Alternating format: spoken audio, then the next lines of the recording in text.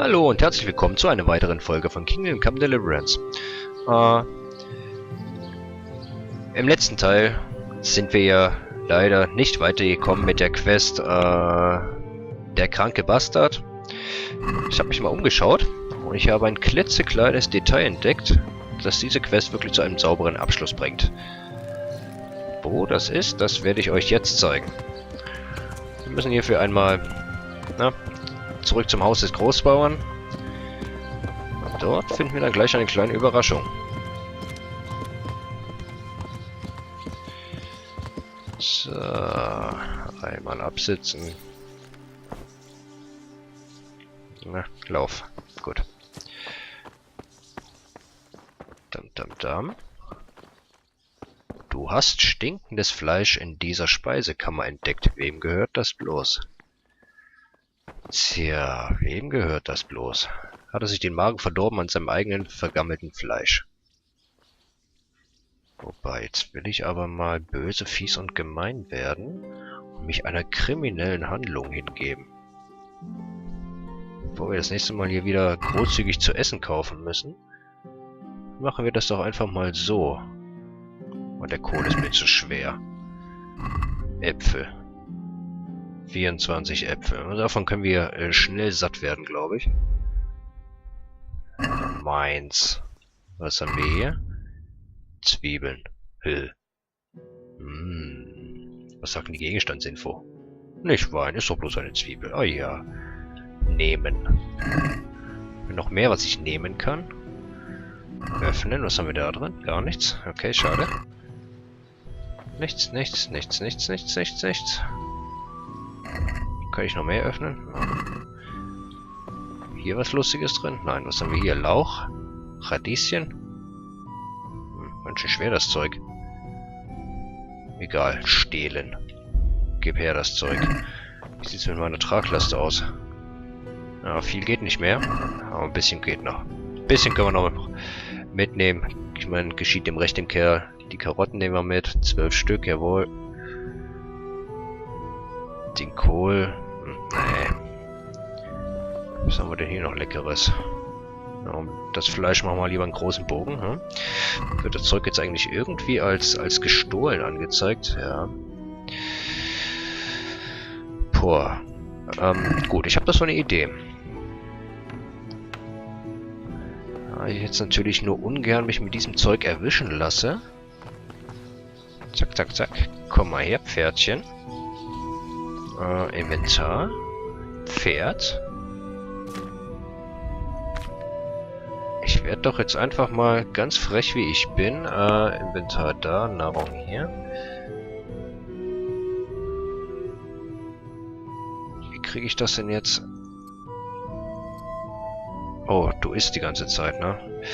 Nein, du sollst nicht essen. X festhalten. Annehmen. Ist es jetzt beim Pferd drin? Nee. Wo sind die Äpfel? Äpfel? Oh, meine Äpfel. Oh, weia. Ah. Okay, da gehen sie hin. Also eigentlich hieß es doch hier aber, ich klicke hier lieber drauf. Das mit dem Festhalten und so, das scheint nicht so richtig zu funktionieren.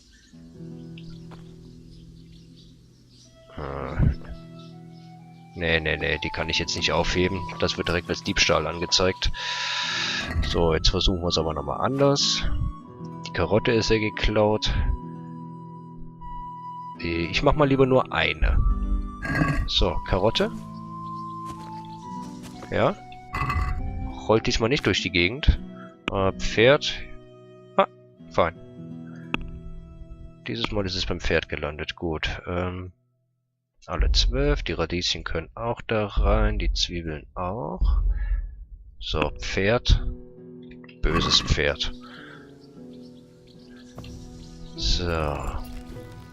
Dann jetzt ab zurück zum Vogt. Oh, werden wir diese kleine Schandtat doch hier mal melden, hm? Hey, wo sind die Äpfel denn jetzt hingerollt? Gerade war doch die ganze Straße noch voller Äpfel. Oh, schade, sind verschwunden. Was? Aber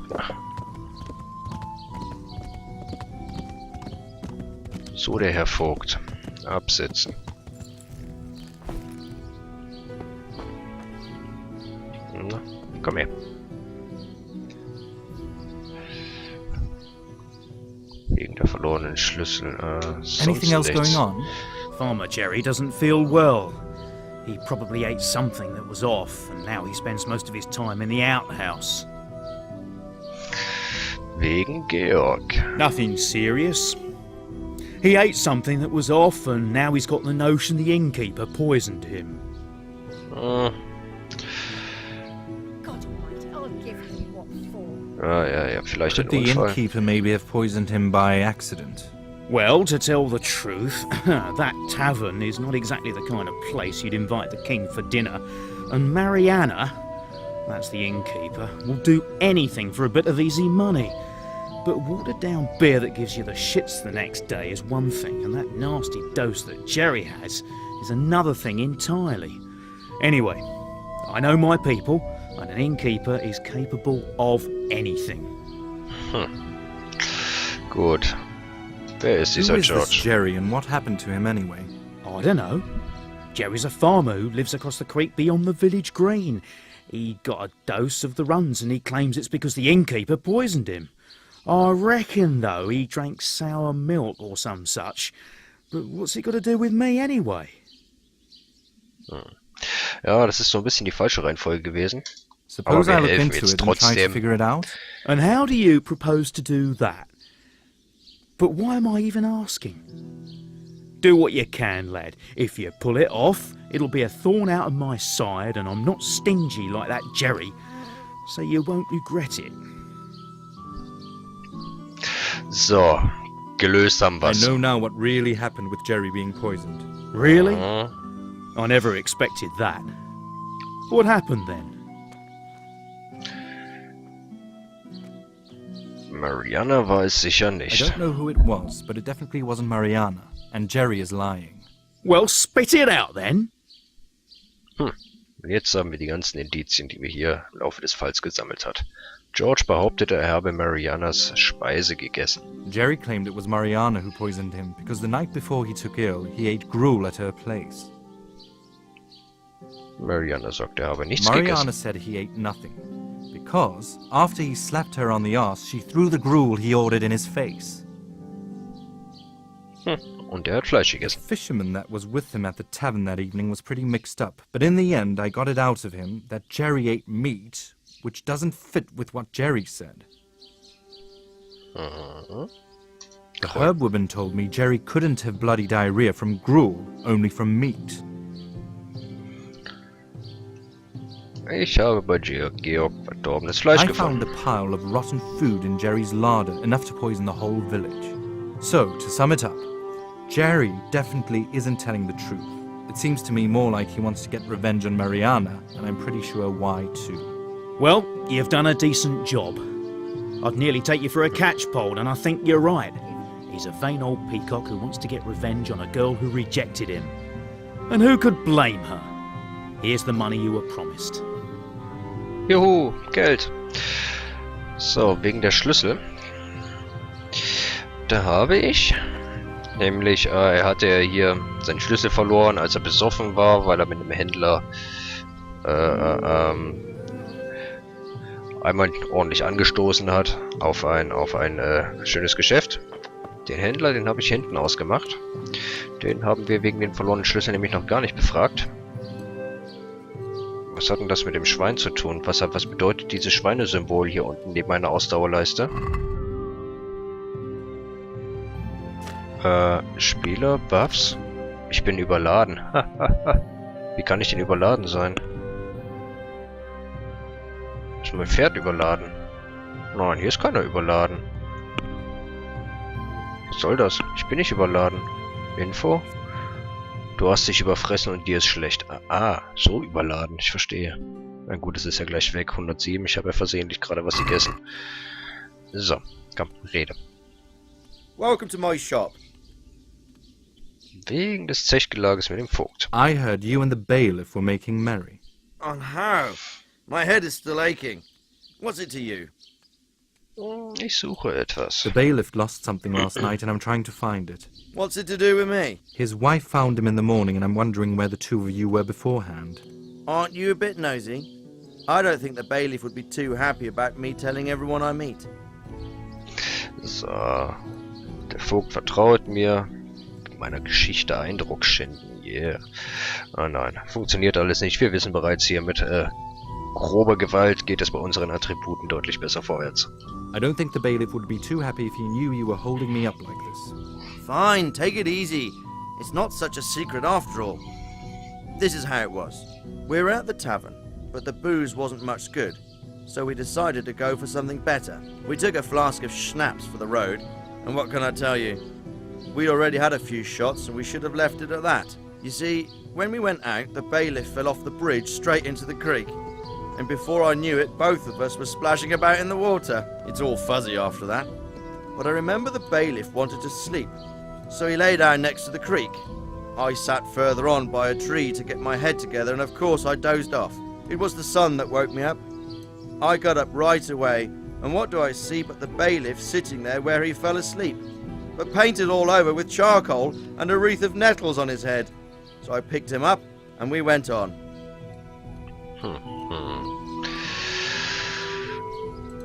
Du warst das Was it you nicht? that did that by any chance? I was really in no condition to weave a wreath from nettles. Do you know if the bailiff had everything? Sorry, but I really didn't search him. Nicht? Wart ihr zwei alleine? Did anyone else go with you? Now and again I saw the bailiff double, but I'm pretty sure it was just the two of us. Danke, danke. Fine, thanks for the story. Jesus, don't tell anyone that. Don't worry, you can rely on me. So, wir wollten nochmal einkaufen. Was hat ihr denn eigentlich für lustige Sachen hier? Ein Hammer. Was machen wir denn mit so einem Hammer? Gegenstandsinfo. Das wichtigste Werkzeug eines Schmiedes. Ja, eventuell können wir damit irgendwas schmieden. Wir kaufen das olle Ding mal. 13 Groschen, das ist okay. 13 Groschen, Warenkorb. Und wir möchten feilschen.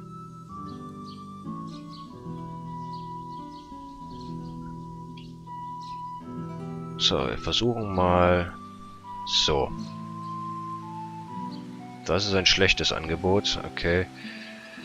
Ja, wie oft darf ich es denn versuchen? Ah, ich glaube hier unten, unter dieser Fallschleiste, dieses seltsame Symbol, könnte eventuell bedeuten, wie gut der Händler drauf ist, wie viele Versuche ich hier noch habe. Ich versuche es jetzt mal mit 11,5. Fast. Gut, okay, 12. Fein. Ein Groschen gespart. Mann, oh Mann. Pferd. Komm mal ran. Er hat ja gesagt, er war über und über zugeschmiert und hatte einen Kranz aus Brennnesseln. Wir haben ja bei der Kräuterfrau gehört, dass sie von den beiden scheinbar in der Nacht auch behelligt wurde, dass sie da rumgegrölt haben, sie beschimpft haben. Und ich könnte mir gut vorstellen, dass unsere Kräuterdame durchaus etwas mit diesem Kranz aus Brennnesseln da zu tun hat. Das würde ja immerhin gut zu ihr passen, ne? Auf Kräutern versiert, und dann bauen wir mal was Hübsches, was wir dem Vogt so als Narrenkrone da aufsetzen können. Dann werden wir der Dame nochmal einen Besuch abstatten. Komme ich hier einfach durch? Ah. Ey. Ja, was ist das hier eigentlich? Das ist doch eine Schmiede. Kann ich hier irgendwas schmieden?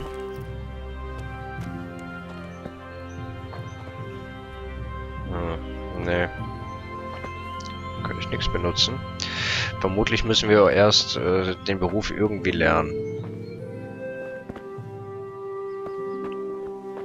Jetzt schau mal an, hier liegt auch Kohle rum. Können wir die mitnehmen? Die nehmen wir mal mit. Zack. Noch mehr? Noch mehr Kohle. Gib her. Gimme.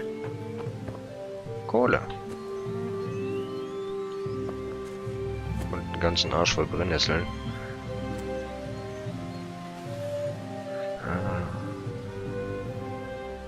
Okay. Eigentlich könnten wir doch, wenn wir sowieso gleich zu der Kräuterfrau müssen, nochmal ein paar von diesen Tränken herstellen. Die waren ja nun mal recht teuer im Verkauf. Da können wir unseren Kontostand mal ein bisschen aufhübschen. Was habe ich denn hier alles? Brennnesseln und Disteln wurden doch gebraucht. Ein paar Disteln wären nicht schlecht. Kohle, 8 Stück, damit geht was. Vielleicht finden wir auf dem Weg noch ein paar Disteln.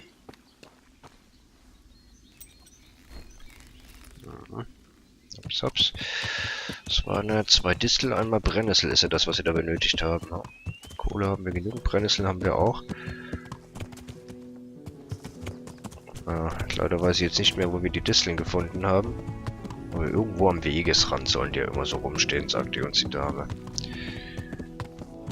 Gehen wir jetzt einfach mal so sachte hier die Straße lang, halten die Augen nach links und rechts, ob wir irgendwo Disteln finden.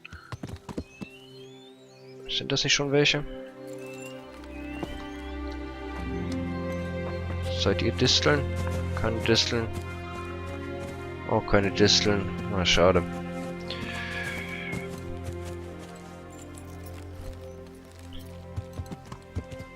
Oh. Bleib mal auf der Straße.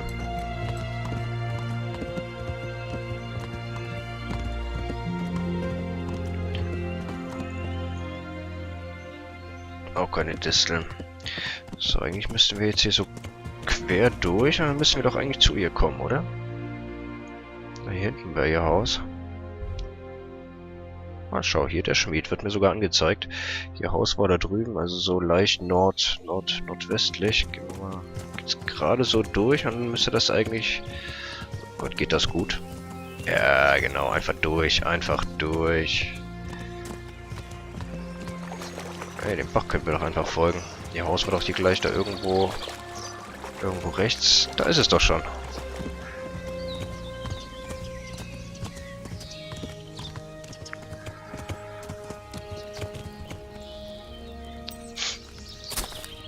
So. Aber erstmal schauen, was sie zu dieser Geschichte zu sagen hat. Du hast einen Krug im Arm. Im Schoß. Das mit dem Sitzen, das scheint auch noch nicht so richtig zu funktionieren. Sie schwebt immer nach unten und bleibt dann nicht wirklich sitzen. So, komm mal her. Ja, willkommen in meinem Laden. Betrunkener Vogt. Did you see 2 revelers from Summerpesh here recently? Do you parlay for Samapesh or what? First the potions and now this. But since you are asking, no, I haven't seen him. All right. Hang on, just because I didn't see them doesn't mean I didn't hear them. Those hooligans were shouting and cursing here in the middle of the night. They called me an old hag, a whore of Satan, and even worse. Ja. Brennnesselkranz. The bailiff was found with a nettle wreath on his head. You wouldn't happen to know anything about that? I Bingo. wove it for him, so whoever found him would laugh at him. I came across him in the morning, lying in the creek like a pig in a mire, and he stank like one too. Nicht schlecht. Gibt sie direkt zu, das ist ja fein. And you wouldn't know by any chance what happened to the keys he had around his neck? Indeed, I do. I took them from him. Cool. Oh, das ist Diebstahl. Will ich jetzt hier wirklich direkt knallen? Ich brauche The sie. bailiff is looking for those keys, so I need you to give them back to him. Well, I need sleep now and again. But you know what? I'll give him the keys if he comes to apologize in person. Well, you really couldn't come up with anything tougher than that.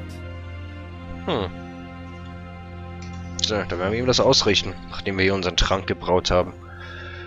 Komm, geh mal weg. Lass mich, ich möchte jetzt hier was machen.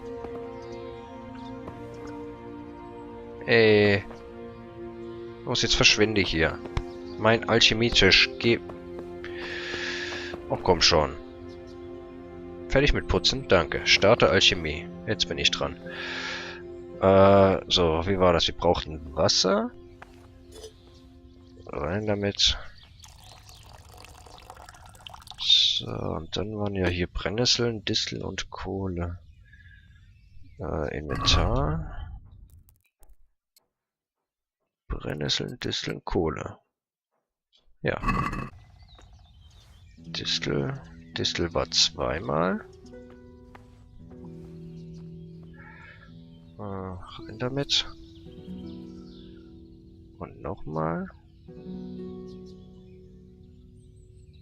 So. Und Brennnessel. Okay, fein. Einmal ordentlich durchmöllern.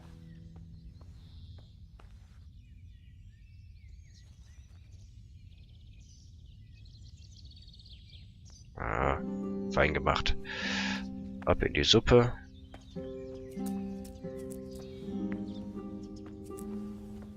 Brennnessel und Distel. Lecker, lecker, lecker. Und die Kohle dazu. Gut, was war jetzt Feuerchen, ne, mit Kuh? Okay. Trank brauen.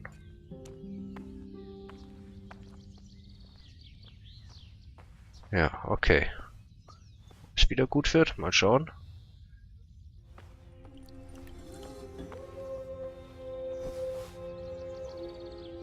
Gegenmittel. Yay. Ach ja, verlassen. Z. Ja, ist in Ordnung. Können wir das nicht direkt bei ihr verkaufen? Vielleicht hatte sie noch irgendwelche anderen spannenden Sachen. Einkaufen. Trank der Vitalität. Also dieses Gegenmittel ist ja mal richtig teuer. Hm? Trank der Vitalität kostet aber hingegen fast gar nichts. Ob das wirklich die finalen Preise sind? Verbessert dann die Vitalität. Ja, fein. Also dieses Gegenmittel ist ja hier zumindest in der Beta mal eine richtig gute Möglichkeit, Knete zu machen.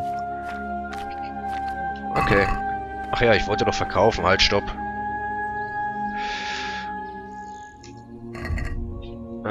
Verkaufen. Ist das Nahrung? Nein, doch. Gegenmittel. In den Warenkorb, in den Warenkorb. Ich erhalte 210. Okay, Vermögen des Händlers hat nur 3,2, was? 3,2? Sind das 3200? Was heißt das jetzt?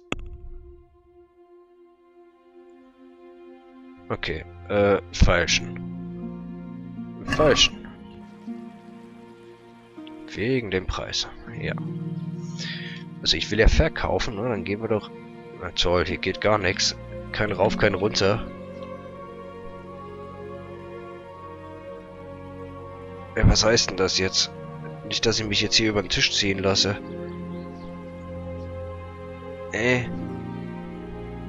Also wenn die jetzt wirklich nur 3,2 hat, dann will ich das aber eigentlich jetzt mal gar nicht. Ich komme ja auch nicht mehr raus.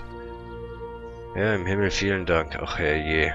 Das kann ja nichts Gutes bedeuten. Ich habe jetzt bestimmt hier beide für quasi geschenkt rausgedrückt, ne? Nee, ich habe sie noch. Ich habe sie noch im Inventar. Ich schätze mal, weil sie das nicht leisten kann. Oh Gott, wird das schon wieder Nacht. Ja, jetzt aber schnell. Nutzen wir das letzte bisschen Licht, was wir da haben, um dem Herrn Vogt mal zu sagen, dass er gefälligst seinen Arsch hier hin bewegen soll. Bevor wir hier gleich wieder im Dunkeln tappen. So, den Bach entlang. Dieser Bach führt doch genau zum Dorf. Das schneller Pferdchen raus hier, damit wir noch ein bisschen was sehen.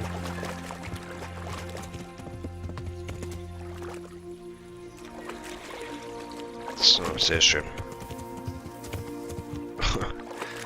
Ab durch die Hecken. Jeder einzelne wird mitgenommen. Oh, oh. Oh. Wie komfortabel. Aus dem Weg, ihr Hühner. Und absetzen. So. Ich habe die Schlüssel gefunden. I found those keys for you. Phew. What a relief. There's a catch. I found the keys, but someone else has them. The herb woman. She found you in the creek in the morning and wanted to teach you a lesson. What? I'll make that old crone pay for it. Wait. She's willing to give them back to you, but she wants you to come and apologize to her in person. What? Not a chance. Are you mad? Mach einfach. Wie du meinst, du hast es verdient. Ja, komm, hier. Just go and apologize to the poor woman. Are you not ashamed of yourself? You should be setting people an example. Have you forgotten who you're talking to, lad? I have not. And you don't forget, I can tell everyone in the village a fine yarn about how the drunken bailiff fell in the creek and an old crone got the better of him. All right. If there's no other way, I'll go and see her then. Anyway, thanks for your help. If it weren't for you, I'd have to sleep in the barn till winter. Here's a little something for your trouble. Thanks. Du hast einen neuen Level in Redekunst. Ah, was haben wir hier? Well then, did the herb woman give you back your keys? I wasn't there yet. Gut, naheliegend. Okay, wie viel Geld haben wir denn jetzt? 5 Groschen. Redekunst. So, ich habe doch jetzt hier, ja, hier Werte. Na, schau mal an. Hier bin ich jetzt aufgestiegen und kann schon mal solche Perks mitnehmen. Also 2 Stück. Was haben wir denn hier? Falscher. Verbessert deine Redekunst, wann immer du feilst. Freundlicher Kunde. Verdoppelt alle Rufboni und halbiert sämtliche Rufschädigungen, die Geschäfte mit Händlern betreffen. Gediegener Mittelsmann erhöht die Toleranz eines Händlers, dir gestohlene Waren abzukaufen. Letztes Angebot verhindert einmal, dass ein Händler die Preisverhandlung abbricht. Okay, also das mit diesem freundlichen Kunde verdoppelt alle Rufboni, das klingt doch schon mal sehr sexy. Das Lernen. Ja, ich möchte das lernen. Was war das hier? Deine Redekunst, wann immer du feilst. Erhöht die Toleranz, gestohlene Waren abzukaufen. Na, ich glaube, jetzt werden wir hier in der Beta nicht unbedingt so irrsinnig viele gestohlene Waren an den Mann bringen müssen. Verhindert einmal, dass ein Händler die Preisverhandlung abbricht. Verbessert die Redekunst, wann immer du feilst. Ach komm, dieses letzte Angebot ist okay. So. Fein. Komm, zeig nochmal. Die Infos bitte weg. Ah, stimmt, wir sind ja 1,5 Level aufgestiegen, ne? In Stufe 13 haben wir angefangen. Okay. Gut. Ja, an dieser Stelle wird auch Ende sein. Wir haben jetzt immerhin... Haben wir jetzt wirklich alle Quests hier gelöst? Ey, wer läuft denn hier rum? Den werden wir uns in der nächsten Folge krallen. Irgendein Questgeber geht hier spazieren. Ach, ich weiß, es ist doch hier der Vogt, der jetzt sich gerade auf den Weg macht, zu seiner Dame seinen Schlüssel holen. Gut. In der nächsten Folge werden wir uns damit befassen, das verlorene Schwert dafür zu sorgen, dass dieses verlorene Schwert nicht mehr verloren ist. Ich werde zwischenzeitlich nochmal schauen. Also irgendwas muss ich ja da machen lassen. Irgendwo muss es ja sein. Irgendwas müssen wir nicht übersehen haben. Ich werde mir noch einen Schlafplatz suchen. Wir sehen uns in der nächsten Folge wieder. Es hat euch hoffentlich Spaß gemacht. Euer Winter.